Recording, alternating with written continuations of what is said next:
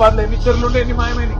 ఎట్లా మాట్లాడతారంటే ఒక్కొక్కరు కాంగ్రెస్ వాడు మనమాట 10 ఏళ్లలో మొత్తం ఆక్రమణలు ప్రోత్సహించినమాట ఈ సిపాయిలు వచ్చి కాపాడుతున్నట. తెలంగాణ రాష్ట్రం ఏర్పడినప్పుడు హెచ్ఎండిఏ జిహెచ్ఎంసీ పరిధిలో 2857 చెరువులుండగా ఇప్పుడు 2380 మాత్రమే ఉన్నాయి. ఆ చెరువులన్నీ కబ్జాదారులు మింగేశారు. హైదరాబాద్ లో చెరువుల ఆక్రమణలకు ఫుల్ స్టాప్ పడ్డం లేదు. వాటి పరిరక్షణను శాస్త్రీయ పద్ధతుల్లో చర్యలు తీసుకోకపోవడం, ఎఫ్టీఎల్ హద్దులు గుర్తించకపోవడంతో కబ్జాదారులకు అడ్డు అదుపు లేకుండా పోతోంది. గ్రేటర్ చెరువుల రక్షణలో ప్రభుత్వం విఫలమైందని తాజాగా కాగిచ్చిన నివేదికతో హైదరాబాద్ చెరువులపై మరోసారి చర్చ నడుస్తోంది. హైదరాబాద్ ఎంత డెవలప్ అయిందంటే అప్పట్లో 600 చెరువులు కుంటలుంటే ఇప్పుడు 190 మిగిలినాయి. మట్టి పోసిండ్రు, బిల్డింగులు లేపిండ్రు.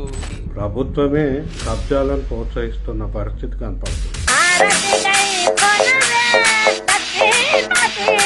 ఆరతి